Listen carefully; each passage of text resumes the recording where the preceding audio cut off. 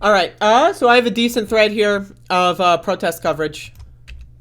So there's a lot of protesting going on in the country, the regime, if you will, of Russia. Again, Russia is a very, very authoritarian government. It is not like the United States of America. In the United States of America, at least the government pretends that there's a right to protest. They pretend, right? And again, we see a lot of government repression in this country in regards to protesters. A lot of protesters have been killed in the United States of America, especially we saw that very clearly in front of the whole world. They saw that in 2020. Donald Trump, of course, famously bragged about executing an American citizen that was involved with a protest on national television. So again, the United States is very, very bad when it comes to protesters, but Russia is significantly worse. In Russia, there is no pretense. There is no pretend. Oh yeah, we're gonna protest and everything's gonna be cool. If you protest, if you show dissent, they will fuck you up. You will show up somewhere dead in a ditch somewhere in the middle of the Pacific Ocean. Who knows how the fuck you got there? The only people that know is probably the, Russian people, the military, whatever they do. Russia is famous for extreme repression on protesters, throwing people in prisons with horrible conditions that eventually end up with them dying. It's very, very, very bad. So again, anyone out here doing these protests is an extremely brave individual because they are literally risking their lives. It is a very, very, very high percentage chance that everyone involved in these videos is going to be killed and or is already killed, given the fact that some of these videos are already over a day old. But here we have we have a thread here. Protests are erupting in several Russian cities tonight against Putin's large-scale invasion of Ukraine, along with attempts from police to forcibly suppress them. Here's his hometown. This is Putin's hometown of St. Petersburg. And then there's a whole thread here. And they're all screaming, "No to war." They're marching through the streets. Here's police reacting and, again, bringing people out. And who knows where they're going. Again, there is no pretense of, oh, you're going to be treated fairly in a prison. Oh, there's a right to protest. They are going to jail. They will probably end up being killed. And again, here's in Moscow, we're seeing some very large crowds, especially, again, for Russia. Anyone out here participating in these protests is probably going to end up dead. So that's very important to understand. The government of Russia is an authoritarian regime that does not even remotely value protest. It does not remotely value freedom at all. And again, as you can see, the Russian National Guard moving in on throngs of protesters in Moscow. And again, they're just marching people out. And again, it's very likely that they're going to be killed. Very, very likely. So again, please understand that these people are all extremely brave.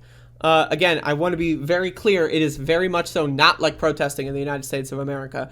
In the United States of America, there is a good chance that you will not be killed for protesting. Now, again, that chance is non-zero. You might still be killed for protesting.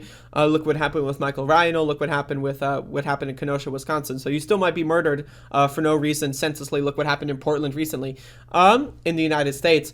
But in Russia, again, they don't care. They will kill you, and they don't give a shit. And you can see, again, the St. Petersburg demonstrations, very large numbers. I don't know how to pronounce a lot of these cities, so my apologies for that. But again, lots and lots of people protesting the government of Russia. And again, the repression here is, it's extreme and intense. Even in areas where there's only a couple people, people are deciding, oh, there's not even strength in numbers. There's only like 20 of us here. There's only like 5 of us here. Well, we're still going to stand up to Putin's evil regime.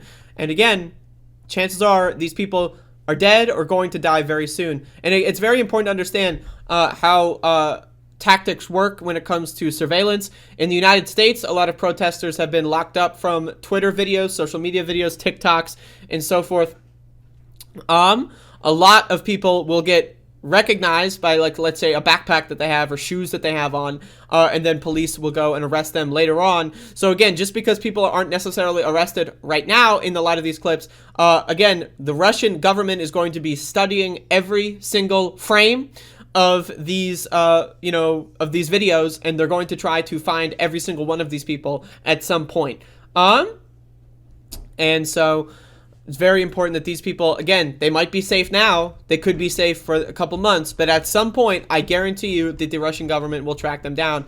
And so, again, it is an extreme act of bravery for the Russian people that are protesting. And again, we need to have solidarity with the people out here that are against this war all across the world, especially within the heart of this empire, because they are the ones putting themselves at risk in this instance. And again, Ukrainians and Russians, the civilians, most people in these countries do not want this war. This is a war of Putin's and only Putin's, desire, and that needs to be understood. So, and again, also keep in mind that Russia has not been handling the COVID crisis well at all.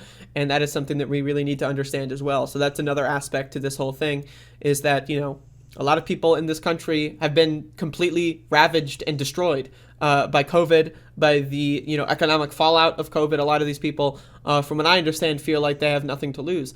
And that is also something that needs to be understood. Russia is one of the richest countries in the world, especially with the level of wealth concentration that the government has, Putin has, and Putin's oligarchic friends. They are hoarding all the money and leaving the entire population of Russia to starve and die. And if they show any sign of disobedience, they will be killed.